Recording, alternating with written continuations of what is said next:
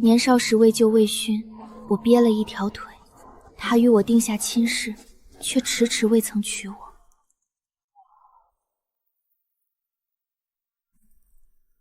魏兄定亲5年，何时当回新郎啊？一个瘸子，有什么娶不娶的？全京城都知乔姑娘为了救你瘸了一条腿，你可莫要负她。先是如此巧合的救下我，再将此事传得满城风雨，拿名声逼我娶她。他算计来这桩婚事，无非是为了攀附权贵，心机深沉，满眼算计，我很难不憎他。那这婚事当真要作罢？一个挟恩以报的瘸子，娶便娶了，值得我付出什么真心？魏家权倾朝野，他只要简单一查，便知我是如何被主府遗弃在大雪里。可他却连查也不愿，只当这场婚事是我算计来的。老爷，乔治是你的血脉，他娘逝世，我们养着他自是理所应当。但他娘仗着是你的结发夫妻，宁死不愿为妾。那乔治的身份，毕竟老爷中举后抛妻另娶，不是一件光彩的事情。既如此，那她便是乔府的表姑娘。姐姐，你在楚地生活过15年，定会些山野小调，快抚琴给诸位姐妹听听。那磕头总会吧？我可是记得你娘病重了，在府门前磕100个响头求我母亲救呢。好了，不要提晦气的人。今夜府内车马不足，委屈表姑娘在这等上一阵了。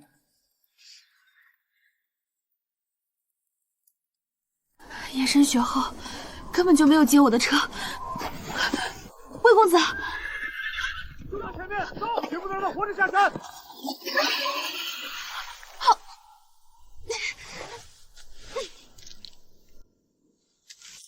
魏勋，我不嫁你。我今日前来是有一事相告，我们2人的婚约就此作罢吧。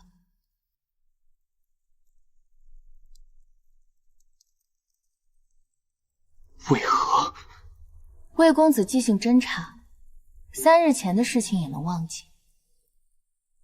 表姐比我聪明许多，运气也是极好。当日父亲要把她嫁给5旬的钟永侯做继母，她倒乖姐，那夜说什么也要留在山寺，没成想真被她撞了好运，自此缠上了公子。如今5年过去，她可是日夜盼我若是着嫁入我。真想娶她，便不会平白拖了5年。魏公子若是真想娶我，便不会平白拖了5年。这话魏公子可熟？乔治，我虽为女子，却也有几分胸襟。若是公子早些告知于我，我也定不会平白多等这5年。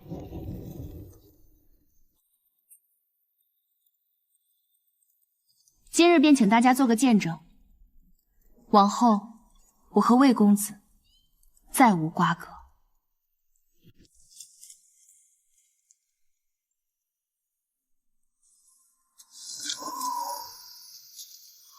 魏巡或许忘了，在我救下他之前，他曾用一把伞护我安宁。恕姐，你找父亲告状，说我和母亲苛待你。今日父亲就特意让我嘱咐你一句，人的欲望不能太大。若不是乔府接回你，你早成了流落街头的乞丐。父亲还让我告诉你，你以后不许再提你娘。恕姐，你怎么活得那么可怜，一点尊严都没有？要是你死了的娘看见你这副样子，恐怕在深渊。你敢打我！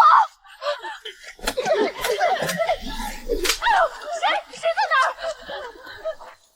我唤魏勋，若日后他们再来欺负你，可来魏府寻我，我给你成药。这么多年，我对你从那把伞开始，一直都是真心。可惜你不信。怎么，你也觉得自己丢人要走啊？还给我！不要！一个连自己都治不好的瘸子，还学人家看医书，简直跟你那没用的娘一样。那是我娘死前最后留给我的东西。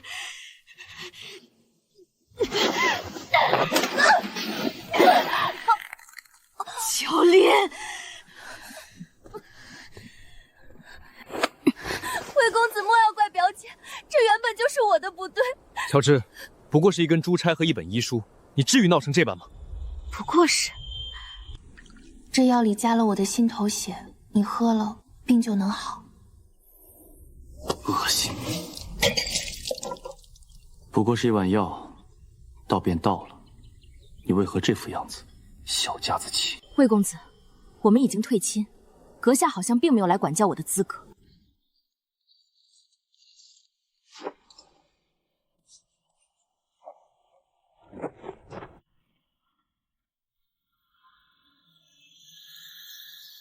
我今日去乔府，明明心里还是盼着乔治回心转意的，怎么又和他吵起来了？公子，您是魏家未来的家主，自然是要维持自尊和骄傲的。过不到2天，他定会回来求着您。过去几年，乔姑娘是这样喜欢您，怎可能一夕之间就会改变？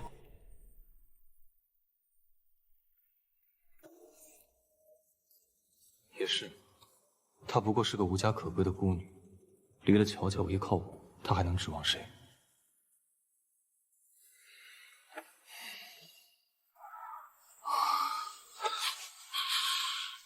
怎么香味淡了这么多？怎么都没了？他往月不都是早早送来吗？乔姑娘或许还在耍性情，这月还没送过去。往后，我和魏公子再无瓜葛。我当时确实食言了，没想到那些话竟一字不落被他亲耳听到，我简直太不是个君子。我知他在宴席上屡次出丑，我分明想过，等他进门后，一定要好好待他，教他，让他不再被人嘲笑。可何时这些都变了呢？进来。公子出事了，乔姑娘过了马，应当是要离开京城。你说什么？公子息怒，是乔姑娘，她去了车行，过了马车往渡口方向去了，是真的要离开京城。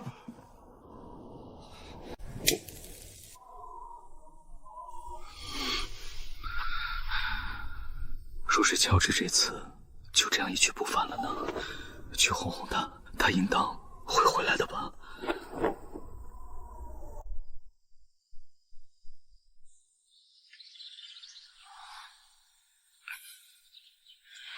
公子，您这脸色怎么这么难看？公子，您该不会是为了乔姑娘的事儿一夜未睡吧？备马，我要去找乔治。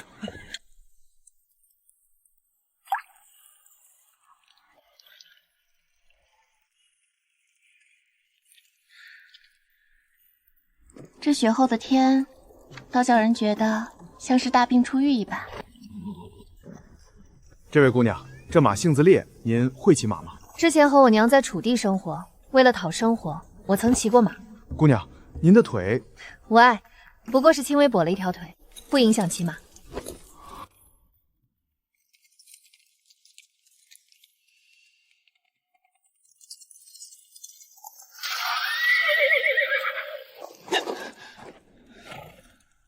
阿芝，你真会骑马。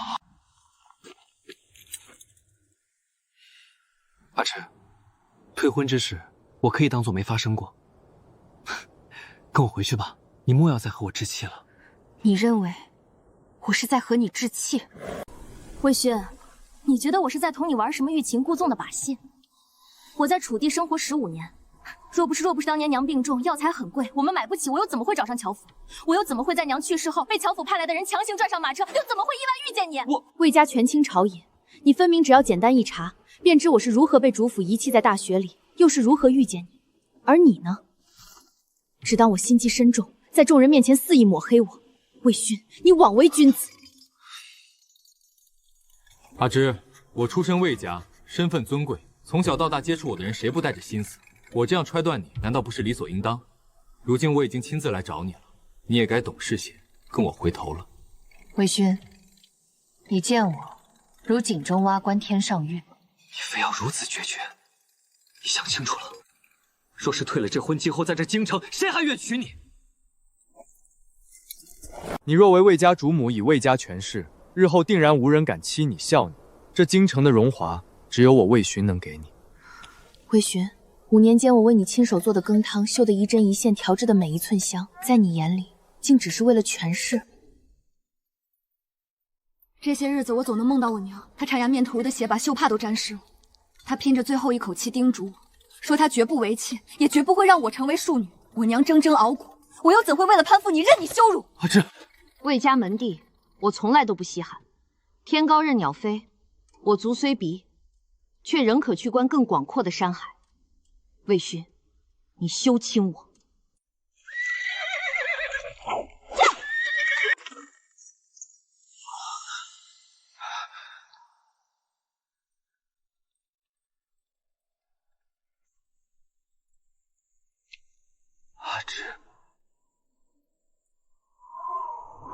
姑娘，这船马上要开了，您到底要去哪里？乔魏两家难免还要找我。不去楚地了，劳烦，我要去北燕。北燕，那儿可不太平。姑娘当真要去？当真，乘风好去，长空万里，直下看山河。江水如断，我直瓢许。一个大浪，连喝带洗，失礼了。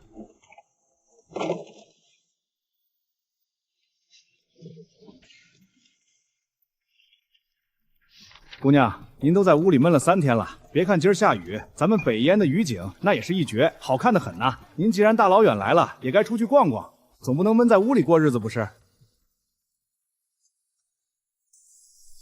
公子饶命！好东西，瞎了眼了！瞧瞧把爷的靴子弄成了什么样！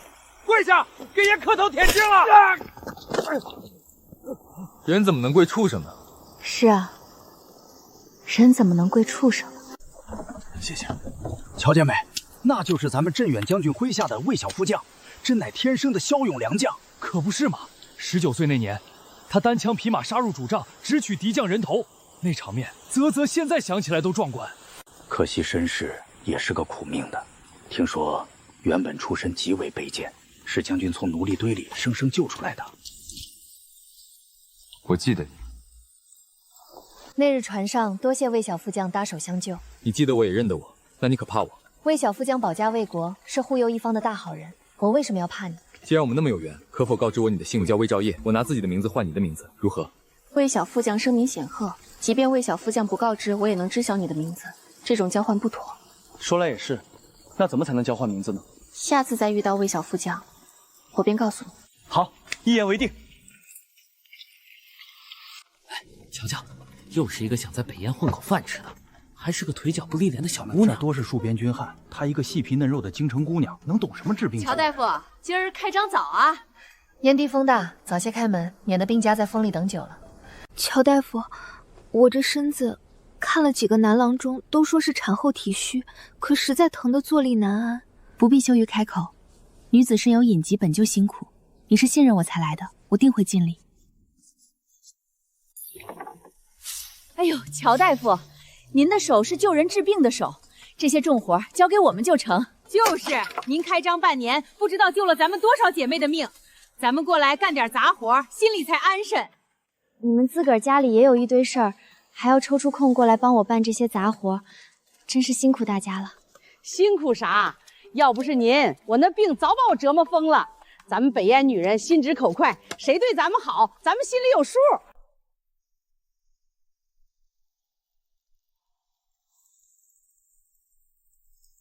大夫，快救命！快救命啊！是你。若不是为了救我，副将的腿也不会伤成这般。你听好，你的腿我有8分把握能治好，但是必须先断骨复位。你这小医女自己的腿都治不明白，竟敢在这信口雌黄！我看你不是救人，是想害命！谁请这个瘸子过来的？去城里找个年长的男郎中过来，快去！别打他！魏副将，我问你最后一次，你的腿我有8分把握能治好，但这北燕城内没人敢像我这么治，你信我吗？我信。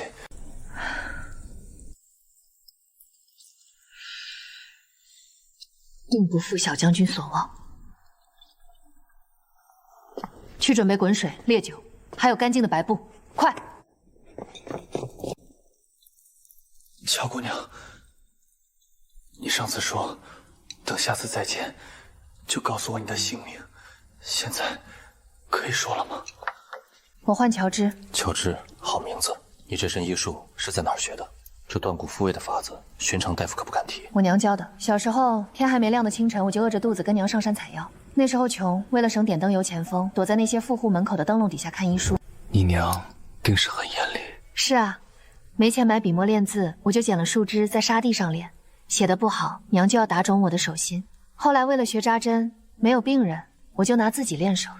你吃了很多苦，你吃了很多苦。我不觉得苦，我只恨自己是个女子。我13岁那年，我娘生了重病，家里1分钱也拿不出来。为了凑钱给娘买药，我一个人大着胆子去外面行医。可那些人一发现我是个女孩，二话不说就将我撵了出来，还骂我心机深沉。那夜也是这么大的雨，我没钱住宿，为了自保，只能在官衙的屋檐下蜷缩着睡了一夜。听着那言语声，我哭了一整夜。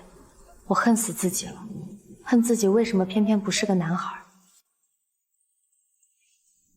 魏小副将，于我而言你是麻烦，我明哲保身，推脱说治不了，让你的下属找一位年长的大夫来治，才是最好的办法。那为何又改变主意救我？你是北燕的英雄，论理我该救，论情，你信我。我这辈子最讨厌的就是行医时有人见我是女子，便觉得我只会算计，轻视于我。我们不过几面之缘，可你信我，这是我平生第一次有人斩钉截铁地对我说他信我。我想，一个像你这样正直仗义的青年，不该落得跛足的下场。我的腿这辈子永远都好不了了，但魏兆业，你的腿，我拼了命也一定会医好。我信你，乔大夫。接骨之痛非凡人能忍，把这碗药喝了。不喝，我需保持清醒。生生接骨你会疼死的。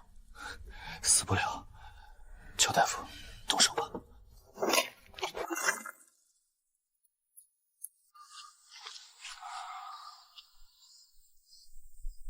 若是再偏2寸，他早就没命了。喝药。乔大夫，魏副将身体大好了，都能下地走动了。到饭点了，你得管我吃饭。我是大夫，负责医治你的腿伤，并非你的厨娘。小将军今日想吃什么？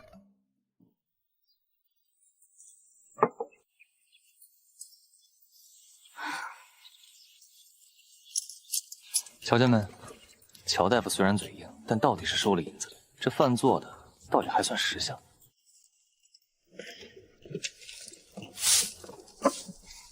乔大夫，这种粗活以后我顺手就办了。小将军还是多顾惜一下你那条刚接好的腿吧。副将，你是没瞧见，那日咱们冲进敌人兵帐，那帮孙子跑得比兔子还快。等副将腿好了，咱们再杀他个回马枪。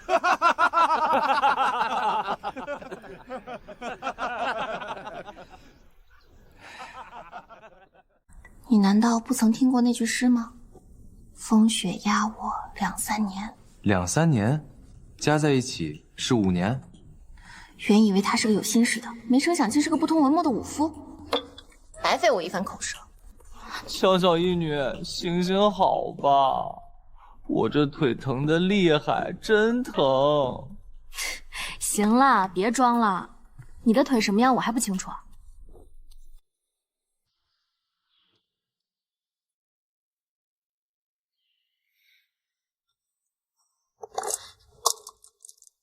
看什么？既然给你了，就打开瞧瞧。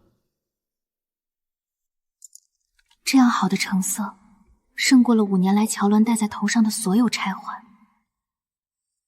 这里太重，小将军还是收回去吧。你不喜欢？并非不喜欢，而是受不起。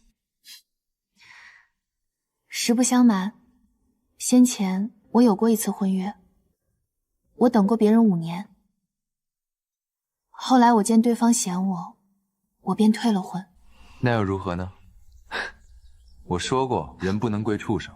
同样的，人也不该为了畜生的眼光而看清自己。既然退了婚，那便是自由身。我送我心仪的大夫一枚簪子，有什么配不配的？旁人怎么说那是他们的事。你从未放弃行医，救过的百姓都不曾看低你。谁都知道乔治是燕地最好的小医女，不过退过婚而已，算得了什么？但求一个问心无愧，行止光正。这倒不像你说出来的话。那我该说的话是什么？来人啊！把那脑袋被驴踢了、寡廉鲜耻、鱼目混珠、不识阿轾好的混蛋押上来！本副将要打烂他的脑袋！都笑一笑，好不好？这个人明明是尸山血海里杀出来的煞星，可在我跟前却像一柄收得极好的利剑，半点锋芒不露。这屋里似乎太暖了些，烤得人直出汗。来，魏兄，咱哥几个得好好敬你一杯，可不是嘛？恭喜魏兄，终于摆脱了乔治那个如影随形的大麻烦，重获自由之身啊！以前看他那个瘸样子跟着你，我都替你臊得慌。现在好了，麻烦。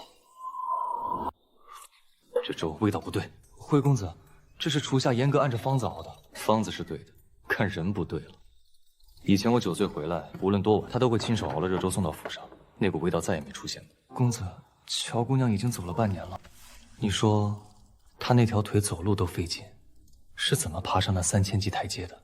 听守山的僧人说，乔姑娘是一步一停，硬生生挪上去的，就为了给您求这个平安。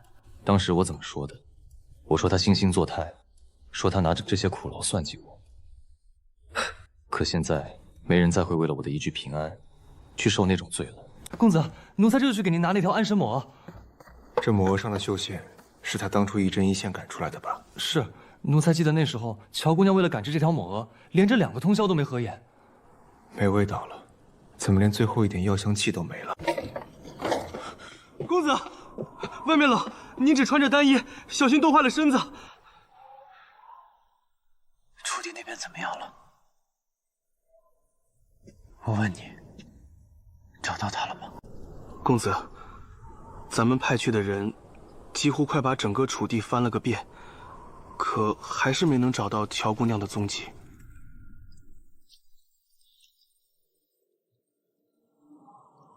离了京城，他现在过得还好吗？有没有人笑话他是个脖子？他吃没吃好？有没有人欺负他？可是乔治，我后悔了，我真的好想你。你不在楚地，那你究竟在哪儿？阿芝，这天冷的邪乎，你那腿受不得寒，我给你缝了一对护膝。乔大夫，您可收好吧，咱副将为了这对护膝，这几天提剑的手都拿去捏绣花针了，指头都被扎了好几个窟窿。多嘴！还有，我再让人给你买套新衣裳，毕竟你现在是名满燕地的乔大夫了。都跪好，贵人马上到了。听说了吗？京里来的贵人在那大青山半路遇袭了，何止啊！听说随行的郎中当场就被砍死了。现在贵人受了惊扰，还带了伤，府衙急疯了，把咱们都找来。京城的贵人，阿芝，真的是你吗？莫非是我在做梦？阿芝，阿芝，你是不是还在恨我？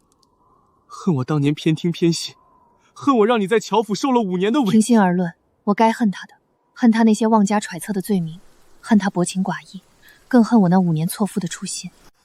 娘，我去找爹爹了，没见到爹爹，但是我看到主母了。我求主母救你，那主母让我磕100个响头才给我银子买药，你看我拿到了。阿芝，不许求他，娘这辈子看错了人，蹉跎了半生。你要找个真心待你的好夫婿，阿芝，只有这样才不会受那些畜生的欺辱。我不去了，我把药拿回来了，你喝了就会好的。我们以后好好的，我再也不去了。魏公子，其实这么久以来，我一直重复做一个梦，梦见我医术大成，救回了我娘。阿芝，只要你跟我回去，我请全京城的名医。梦醒时，唯有泪千行，但也正是那些眼泪，让我明白了一个道理：爱的反义词并不是恨，那是什么？是漠不关心，是无足轻重。你在我心里已经什么都不是了。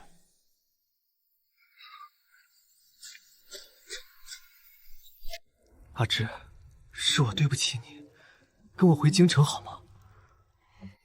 你那天烧掉婚书说要跟我退婚，可我并没有答应。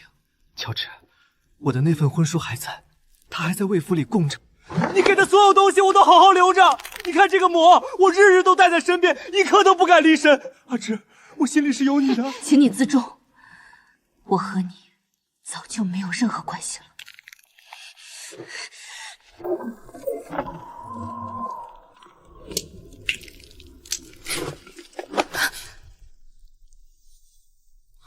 魏兆业，你算个什么东西，也敢在阿芝面前？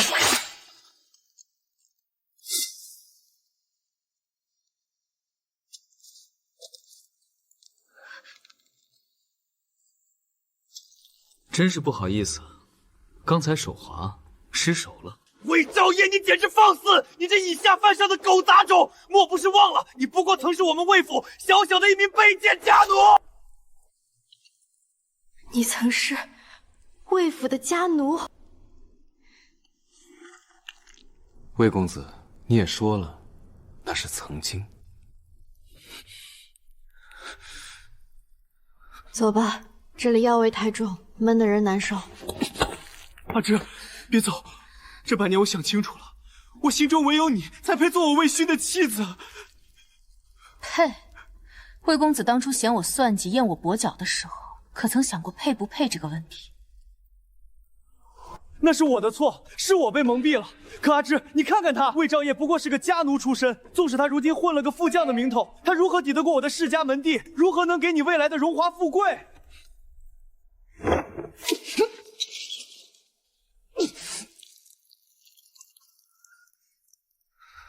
那也是我的事，你没有关心的必要。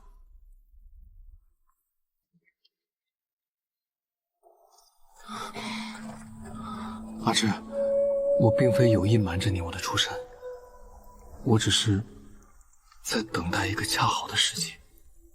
魏兆业，我们之前是不是见过？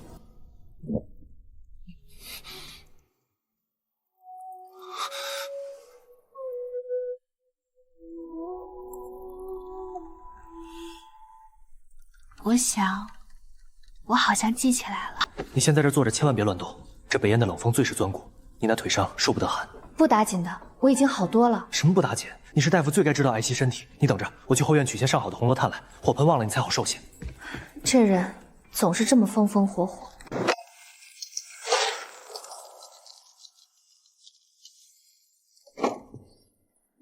魏副将这书房倒比军帐里还要乱些。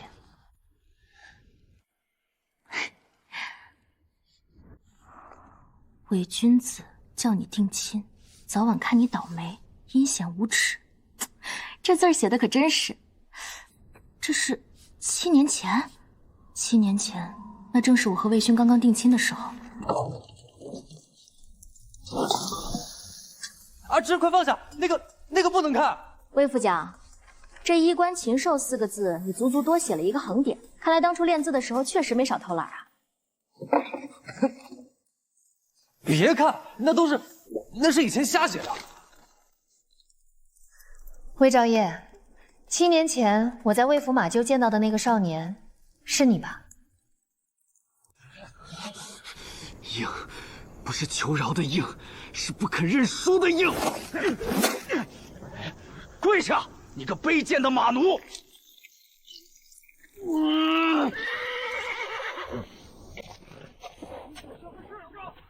住手！这魏府的规矩竟是这样教的，人怎么能给畜生下跪呢？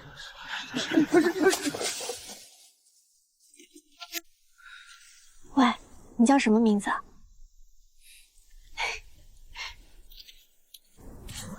我叫乔芝，我拿自己的名字换你的名字，现在可以告诉我了吗？明明赵烨可以代指麻雀的意思，你怎么像个锯了嘴的闷葫芦？其实赵烨可以是跑得最快的良驹，不要害臊，出身不好又不是什么耻辱，只要你心中有志向，假以时日，定能成就一番事业。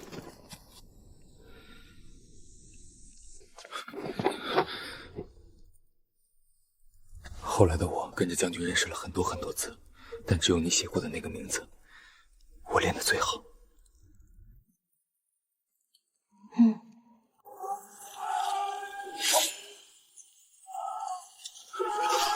再快点！北敌的快马不会等你们穿好关甲。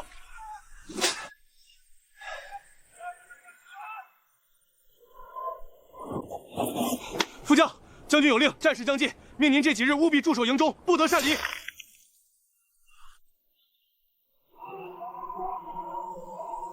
是。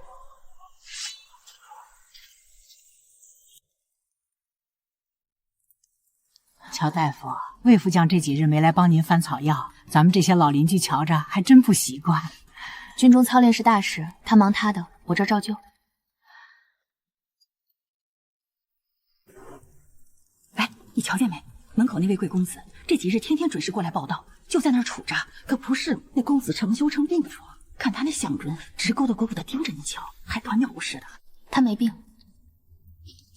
没病？那他在那儿站着干嘛？这燕地天寒地冻的，那脸都冻白了，就光盯着您问诊的样子看。不用搭理，随他去。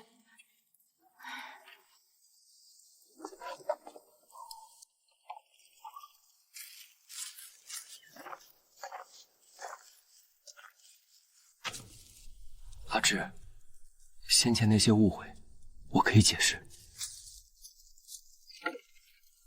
往后，只要你愿意回来，我定会百般弥补。这半年来，我每一日都在后悔，我真的……没关系，你不必解释，也不重要了。阿芝，跟我回去。这燕地终究不是久留之地。我会回去。但不是和你一起。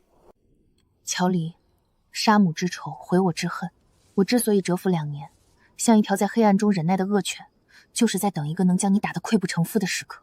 京城，我是一定要回的，但回去的那天，就是你的死期。听说你要回京城了，咱们还真舍不得。总有些旧事要回去了结。说起京城，城北那位朝阳长公主也是京城来的贵人。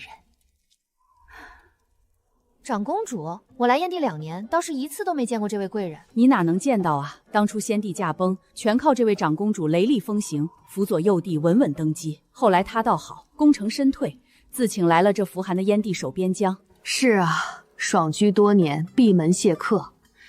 这2年，别说是咱们，就是城里的达官显贵想求见一面，都被挡在门外。他那是真的冷清，从来不见外人。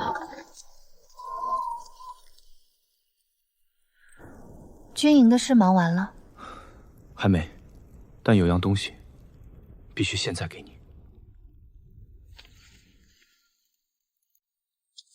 这是朝阳长公主托人带过来的，她指名道姓要见你。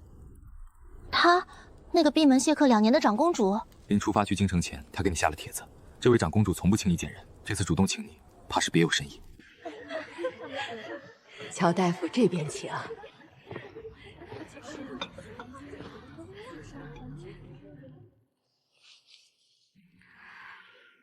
又要和京城一样被人嘲讽吗？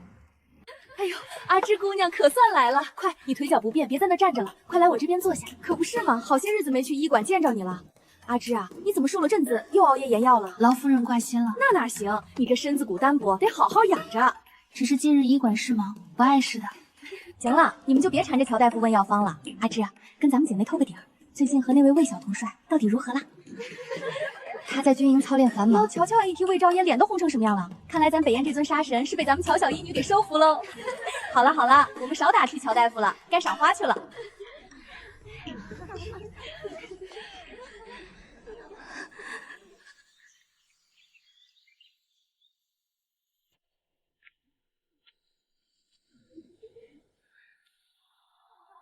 还是别碰那污秽之物了，免得脏了您的手。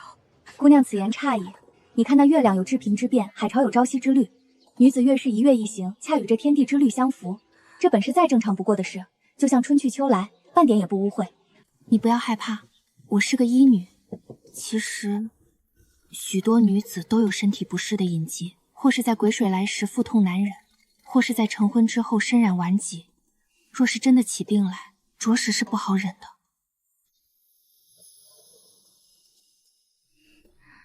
可是，为何我从未听说过这些？家里的嬷嬷和阿娘只说那是羞死人的事。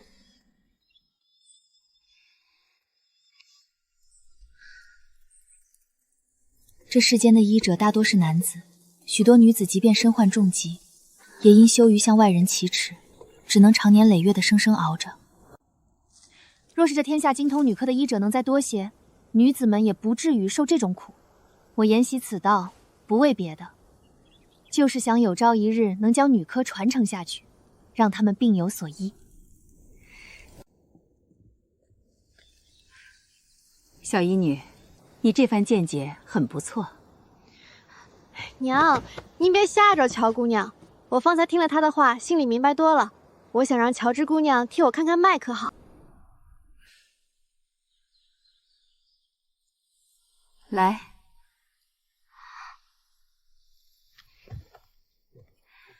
来，进前来。本宫虽山少出门，倒也听闻燕地出了个妙手回春的小医女，却没成想，你就是那个退了魏家公子婚约的姑娘。你这个孩子啊，平时看着精明，关键时刻却是个眼盲心瞎的。你这竟也有把明月珍珠当成死鱼目的时候。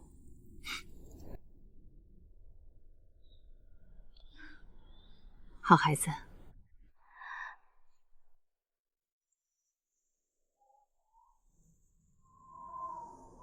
阿芝，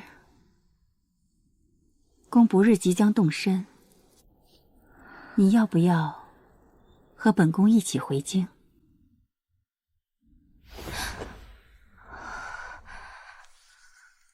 心脏跳得这么快，长公主的邀请竟然真的等到了。民女愿意。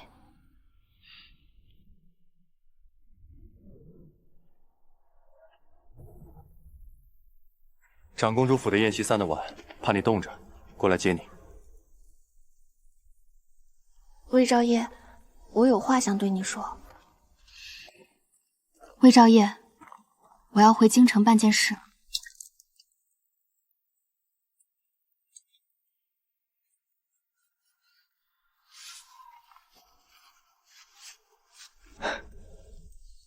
我知道，我会随行保护长公主回京。这2年，我早就猜到你会有回去的那一天，所以提前求了将军的恩准特令，也求了长。好啊，魏兆业，你瞒得真严，耍我呢！阿芷，我不会阻止你做下的任何决定，有些事只有你自己亲手去做，才能解开心结。我只想告诉你，无论何时你回头，我都在你身后陪着你，所以你只管大胆去做，万事有我。你是燕地的守护者，是镇远将军的爱将，其实你不必为我做到这一步。不必担心我，好不好？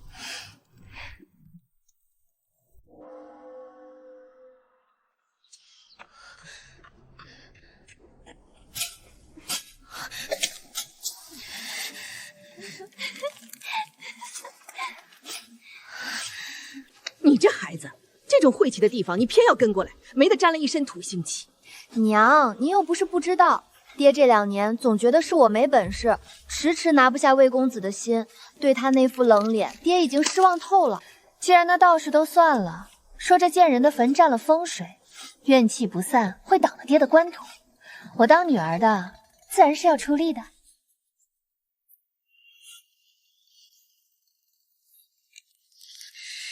娘在世时教导我坚韧，哪怕被乔渊打得鼻青脸肿，我也是一声不吭，更别说哭了。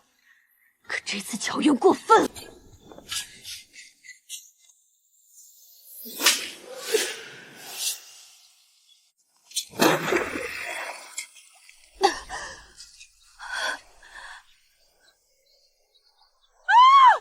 你这贱人，竟然敢打我！贱人！娘，你看，他以前最不屑给你下跪，今天这样也算给你磕头了吧？没看见这个疯子在打二小姐吗？把他给我擒住，弄死他！保护大小姐和夫人。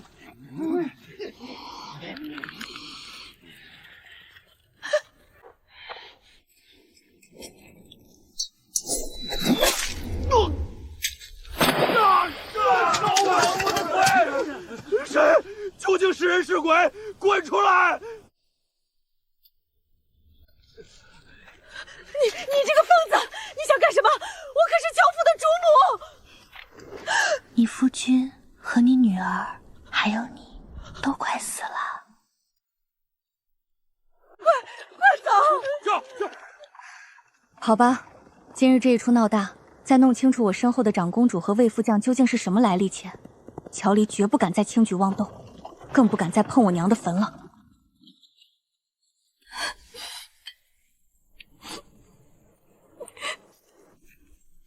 阿芝，想哭就哭出来吧。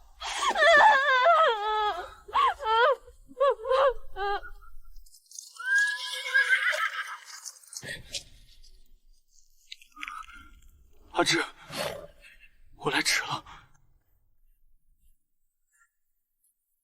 魏公子，刚才他们，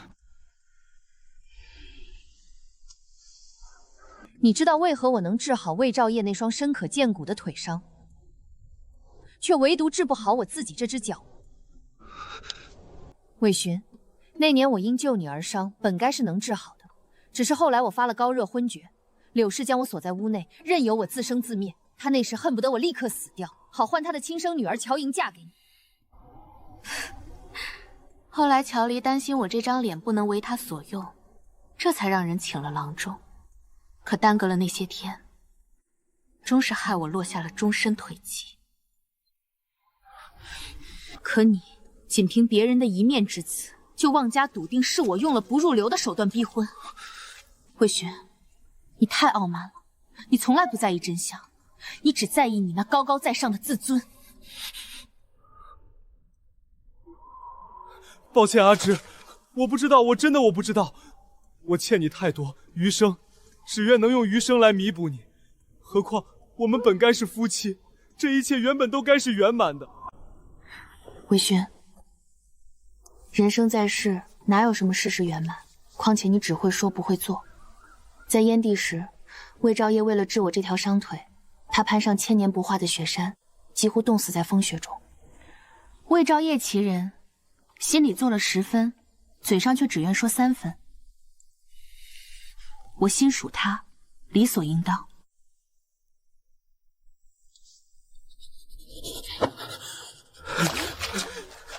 心属他，阿芝，你竟愿意跟着一被魏府赶出去的家奴，也不愿和我在一起吗？魏公子，看来这2年你长进不少，唯独这记性没长。2年前我就告诉过你，门第出身我从来都不稀罕。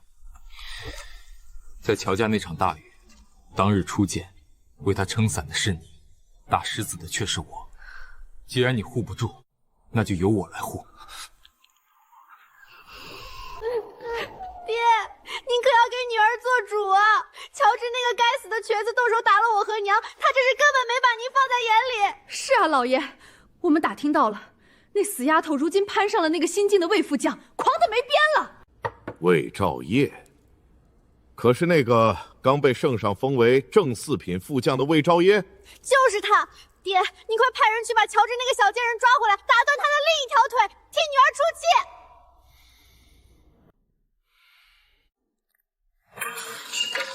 住口！无知妇吏，简直是妇人之见！整日里就知道告状撒泼，你当老子是瞎子，看不见你们平日里的所作所为吗？这次就算是扯平了。老爷，来人，快去请个老郎中给二姑家瞧瞧脸。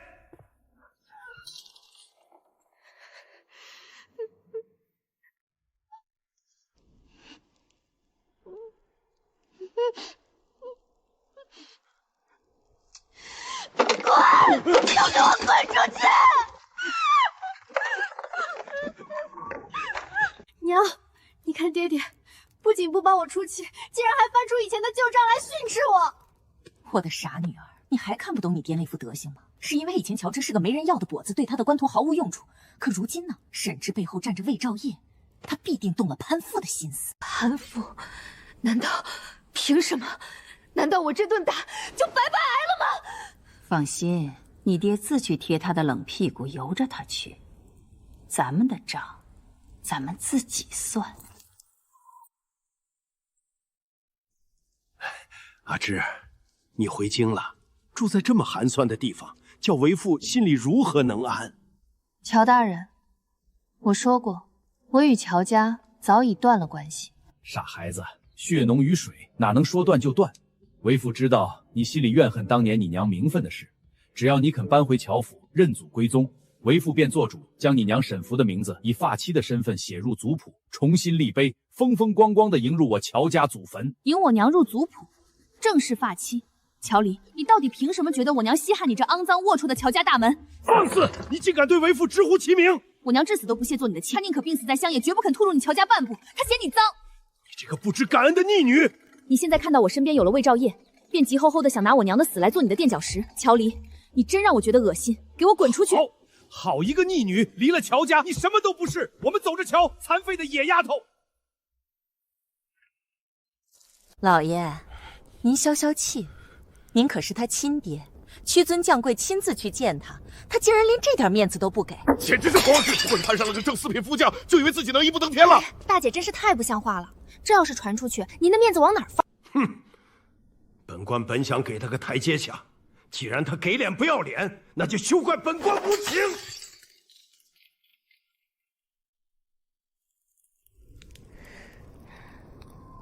娘，你看见没有？爹爹刚才没反驳，这是彻底厌弃那个贱人了。傻闺女，你爹那个人最爱名声，他刚刚是暗示让我们动手呢。如今你爹放了话，那便再无后顾之忧了。我到现在脸还在疼，娘，你快帮我想个法子，我要让他生不如死。别急，我可听说了，长公主殿下过几日要在府里办接风宴，那丫头不知道使了什么手段，竟然也拿到了情节。那到时候，京城所有的名门闺秀岂不是都会到场？没错，到时候你在宴席上使个绊子，当众揭穿他行医害人、败坏妇德的罪名，让他在众目睽睽之下丢尽颜面。好，就算有那个魏兆业护着他，在长公主面前，他也休想保得住他。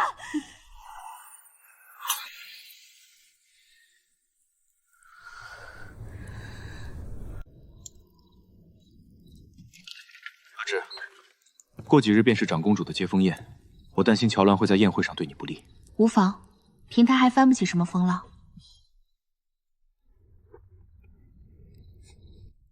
阿志，宴会那天我有要事，你要多加小心。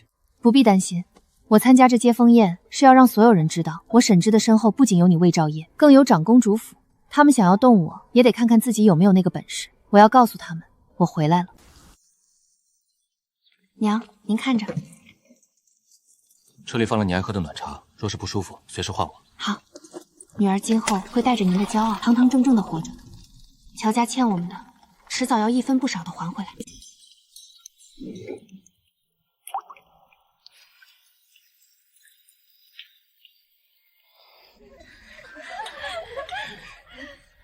那露出来没有，却飞扬着难掩的。哟，有些人啊，消失了2年不见，恐怕也是自己在外面混得丢人，这才不敢见人了吧？可不是吗？我要是他呀，落得个那样的名声，恨不得一辈子躲在乡下不露面了，哪还有脸往长公主的宴席上凑？哎，你们听说了吗？最近京里新来了一位魏小副将。自然是见过了。前几日长公主进京，陛下可是御驾出城亲迎的呢。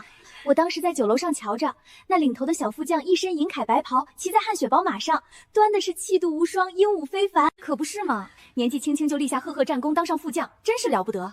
依我看啊，他那模样和身段，可比京城里那些只知道斗鸡守狗的世家男儿强上100倍。不过半日功夫，满京城的世家可都在纷纷打探，想知道这位小将军究竟是何许人也，也不知以后谁有福气嫁过去。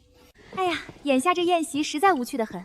表姐，你2年未归，不如替我们大家舞一曲助助兴，好不好吗？哎呀，瞧我这记性，我竟然忘记表姐的腿2年前就已经跛了，舞肯定是跳不成了。不如这样，表姐便替我们抚琴一曲。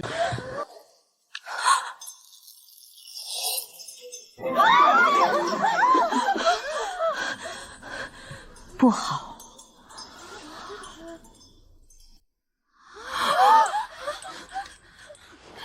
表姐，我不过是想让你抚琴一曲助兴，你怎能如此欺人太甚？当着众人的面，你竟连最后一点体面都不给我留吗？他的脸，这是手指印。乔治，你实在是太放肆了！在这长公主的宴席上，你竟然敢如此粗鄙动武，果然是乡下来的，半点规矩都没有。二小姐诚心邀你，你却下这般毒手，简直是不识抬举。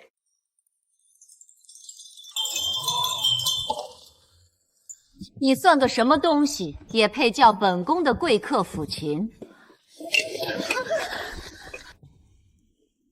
这脸上的伤是怎么来的？长公主，这是误会，这伤是我自己。本宫离京多年，竟不知如今京城的风气已变成了这般模样。如此尖酸刻薄、玩弄心计之人，都是哪家的女笨，竟敢在本宫的席位上对本宫的贵客指手画脚？方才那些开口搭叉的人，带下去教教他们长公主府的规矩。是。像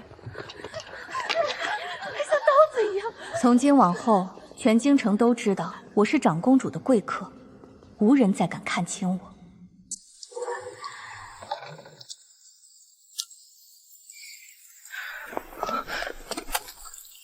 阿芝，我来接你回家了。魏兆燕，由你来接我，我很高兴。小姑娘，看什么看？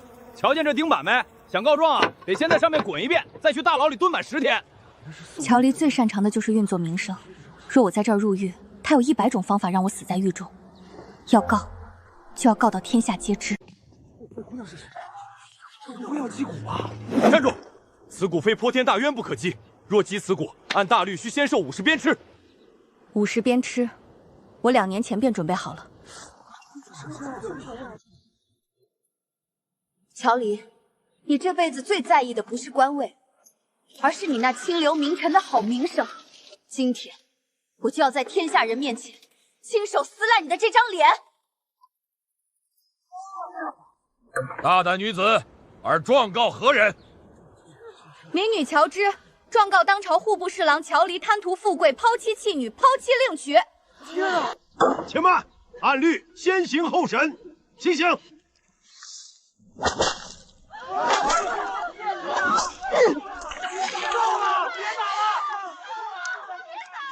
魏副将，您这是何意？此女乃本将未婚妻，大律有言，夫可代妻受刑。剩下的48鞭，我来替他挨。行刑。我娘在楚地积劳成疾，临终前却连一雕买药的钱都没有，而她的丈夫正坐在京城的侍郎府里，风光无限的另娶娇妻。乔大人也太狠心了，糟糠之妻不下堂，他这是要逼死亲生女儿啊！乔侍郎，对于乔之所言，你还有何辩驳？大人，民女今日所告，皆有人证物证。当年乔大人入京前，确实在村里大摆宴席，娶了乔大夫。奴婢可以作证，乔治姑娘进府后稍有不顺，便被非打即骂。笑话！这些都是些什么人？一个卑贱的乡野农夫，几个被主的下人，他们的话也能算数？乔治，你未免太天真了。若他们不算数，那我们呢？我和乔治初见时，正是个大雨滂沱的日子。在那场雨里，他被柳氏的女儿乔媛当众踩在脚下。我看不过去，便多问了乔大人几句，问他为何如此对待亲生女儿。诸位可知乔大人当时是如何回答的？他说：“没用的女儿，还不如养一条有用的狗。”畜生，还别人卑贱，他自己走！肃静！民女这里还有一份早年在乔府便留存好的证据。乔之亦是我的女儿，侯爷若是喜欢，我便将她一顶小轿抬入侯府，只愿侯爷多多提携。真有侯，还要把女儿送给钟有侯，那是他的字，他来不掉了！畜生，糊涂还不识字！逆女，你这个逆女！早知今日，我定不会让你那没用的娘生下你，定不会让你们母女活到今日！畜生！狼心狗肺，这种人怎么当上侍郎？住口！本官今日在这堂前坐了许久，竟听到了如此丧尽天良、罔顾人伦的丑事。怎配为父？怎配为官？敢在堂前挑衅！来人，将乔离当场革职查办，重打50杖，打完后即刻收押大牢，听候发落。民女恳请，还有一事以求恩准。民女沈之，今日在此嗜血还父，这一身血肉，今日便算还清了。望恩准，允我与乔府彻底断绝关系，死生不相往来。这等污浊门户，不要也罢。准了，走，快走！抛妻弃女的畜生，亏你还读圣贤书！打死这个没良心的！当初怎么没看出来他是这种伪君子？看看，各位，别耽误流放。官爷，快走吧，快走。夫人，柳家那边说了，这事儿牵连太大，他们管不了，您就安心走吧。媛儿，我的媛儿呢？二小姐早被送去庄子上了，您还是多顾顾自己吧。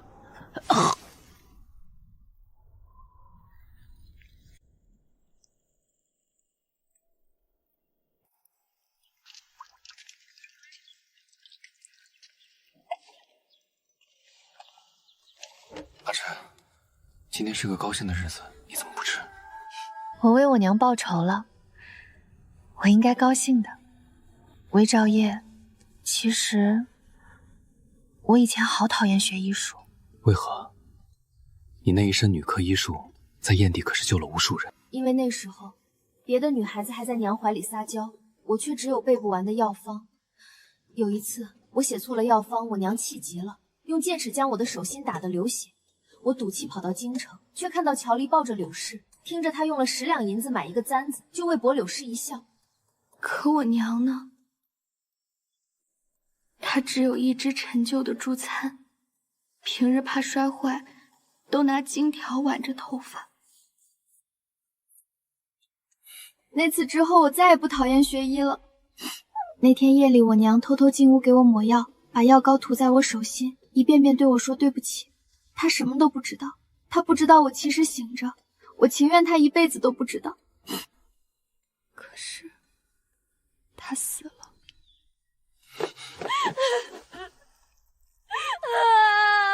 沈大人，这是长公主特意叮嘱内务府赶制的官袍。殿下说，从今往后，这京城的女医馆就交托给您了。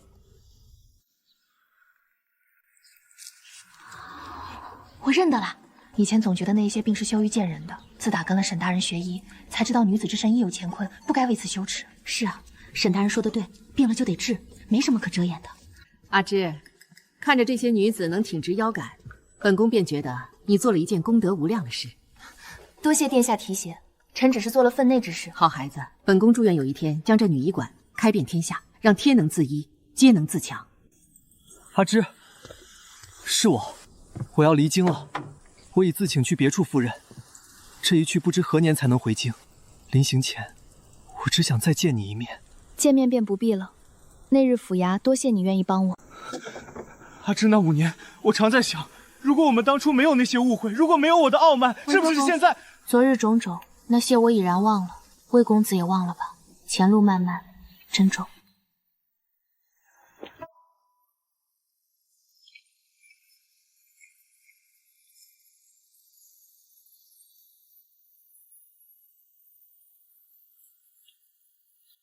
娘，你看到了吗？乔离伏法，魏兆业得圣上爱重，留在京城做了统领，我也得遇良人，你可以放心走了。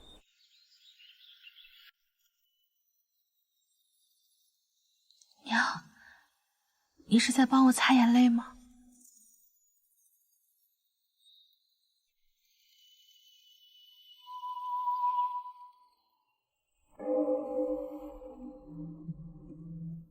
？1愿母仇得报，此生无憾。2愿如意郎君千岁，一生长安。3愿天下承平，和亲海晏。只要他所求成真，便是我这辈子最大的一桩心愿。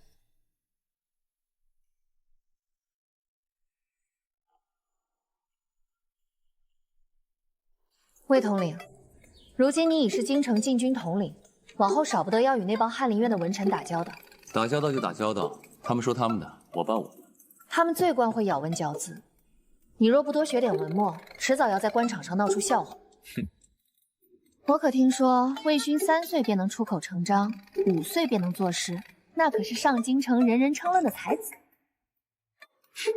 魏勋，才子，不过是些酸腐之词罢了。3岁作诗了不起吗？不就是平仄押韵吗？他想在阿芝面前显现才华，做梦！我也能写出绝世好诗。